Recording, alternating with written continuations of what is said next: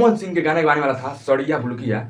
आज उसका ट्रेजर आया है 20 तारीख 6वां महीना 2024 को ट्रेजर आया है और 21 तारीख को 6:15 पर माँ गायत्री से आ रहा है पावर स्टार पवन सिंह का गाना सड़िया बुलकिया। और आज ट्रेजर आया है। ट्रेजर की बात करें कि 35 मिनट में कितना व्यू गया है, 7,000 व्यू गया है, 2,500 लाइक और 300-400 कमेंट।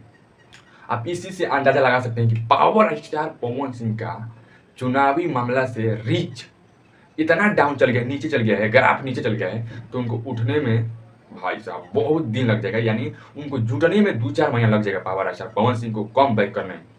और बात करें वीडियो क्वालिटी और वीडियो के बारे में, इसमें ट्विन सलनी है और पावर स्टार पवन सिंह का शुरुआत होता है सीधा ट्रैक्टर पर।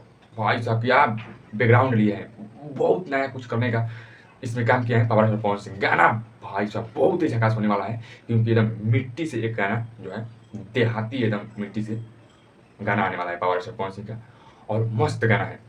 और इसका प्रियांशु सिंह ने म्यूजिक किया है और इसमें ट्विन सलनी भी है और पावर स्टार पवन सिंह भी है। चलिए मिलते हैं कल इसी गाने को लेकर। जय हिंद।